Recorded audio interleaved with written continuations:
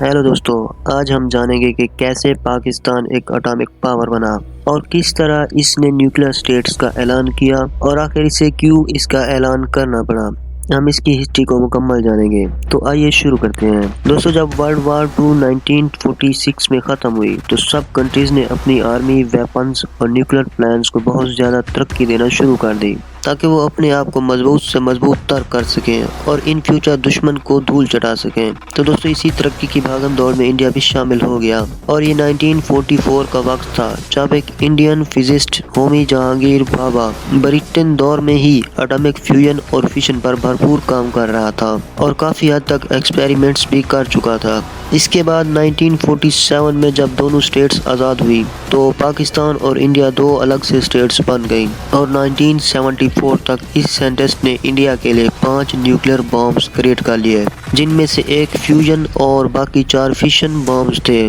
اور انڈیا نے 1974 میں پوکھران 1 کے نام سے ایک اٹامک ٹیسٹ کیا اور اس نے باقاعدہ طور پر اعلان کیا کہ وہ ایک اٹامک اسٹیٹ بن چکا ہے۔ دوستو، جب انڈیا نے فرسٹ ایکسپیریمنٹ 1973 کیا تو پاکستان نے بھی اٹامک پروجیکٹس پر ورک کرنا شروع کر دیا۔ یہ پروجیکٹ چشمہ پاور پلانٹ میاں والی پاکستان میں شروع کیے گئے اور اس میں فرانس اور چائنا کے سائنٹسٹس نے پاکستانی فزسٹس اور سائنٹسٹس کا ساتھ دیا اور انہوں نے کافی ایسسٹ کیا تاکہ یہ پروجیکٹس کمپلیٹ کیے جا سکیں۔ تو دوستو، پاکستان نے 1973 سے 1993 تک ان پروجیکٹس کو کمپلیٹ کر لیا اور اب پلانز اور پروجیکٹس کے کچھ کام رہ گئے تھے۔ تو دوستو، یہ مئی 1998 کا وقت تھا جب انڈیا نے پوکھران 2 کے نام سے ایک دوسرا نیوکلیر ٹیسٹ کیا اور دنیا کو دکھا دیا، جس پر پوری دنیا نے انڈیا کے تمام اٹامک ایسٹس کا پتہ چل چکا تھا۔ دوستو، اس سب کو دیکھتے ہوئے پاکستان، جو کہ آلریڈی اپنے نیوکلیر ویپنز 1996 تک کمپلیٹ کر چکا تھا، اس نے 12 دن بعد چاگئی بلوچستان کے ماؤنٹینز کوہ راس میں اپنے نیوکلیر ویپنز کا ٹیسٹ کرنے کا پلان بنایا۔ لہذا پاکستان نے 28 مئی 1998 میں کوہ راس میں 5 اٹامک ٹیسٹ کیے اور پاکستان نے بھی باقاعدہ طور پر اپنے نیوکلیر ویپنز کا اعلان کیا اور پاکستان ایک اٹامک کنٹری بن چکا تھا، جس پر یونائٹڈ اسٹیٹس، نیٹو، جاپان اور یونائٹڈ نیشنز نے دونوں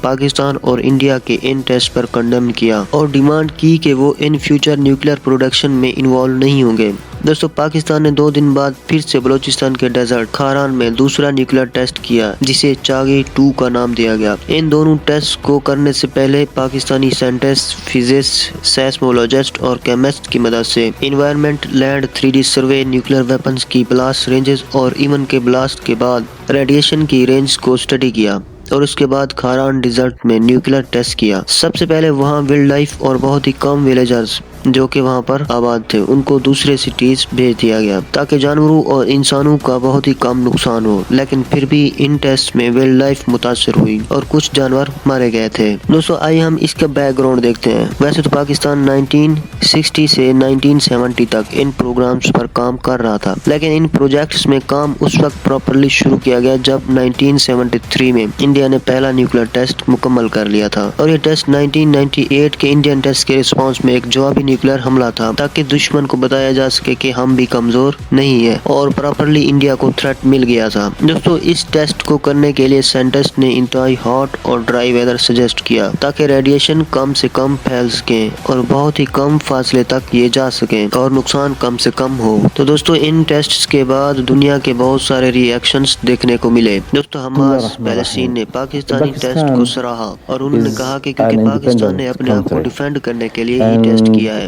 جو کہ انڈیا کے جوابی ٹیسٹ تھے۔ دوستو، US پریزیڈنٹ نے ان ٹیسٹ کو کنڈیم کیا اور بولے کہ یہ ایکسپیریمنٹ انڈین سب کنٹیننٹ کا پیس ختم کریں گے۔ مزید یہ کہ دونوں کنٹریز کو ان فیوچر مزید ایکسپیریمنٹ ختم کرنے ہوں گے۔ دوستو، یورپ، جاپان، نیٹو اور یونائٹڈ اسٹیٹس آف امریکہ نے ان ٹیسٹ کو بہت زیادہ کنڈیم کیا اور کہا کہ یہ نیوکلیر ویپن ساؤتھ ایشیا کی تباہی کا سبب بن سکتے ہیں۔ دوستو، سعودی عرب نے کہا کہ ہم پاکستان کے ٹیسٹ کو ناپسند کرتے ہیں کیونکہ ہم پیس ٹریٹی کے ممبرز ہیں، لہٰذا یہ غلط ہے، لیکن کیونکہ انڈیا نے بھی پیس ٹریٹی کو اگنور کیا اور ٹیسٹ کر دیے تو اس کے جواب میں یہ نیوکلیر ٹیسٹ کرنا مناسب ہے اور ہم جتنا ہو سکا پاکستان کی مدد کریں گے۔ تو دوستو، اس طرح پاکستان ایک باضابطہ طور پر نیوکلیر اسٹیٹ بن گیا اور پورے کنٹری میں اس دن کو سیلیبریٹ کیا گیا اور ہر سال 28 مئی کو اس دن کو یوم تکبیر کے نام سے ابھی تک سیلیبریٹ کیا جاتا ہے۔ تو دوستو، اگر آپ کو ویڈیو اچھی لگے تو اس ویڈیو کو لائک کر دیں اور چینل کو سبسکرائب کر دیں۔ Thank you so much.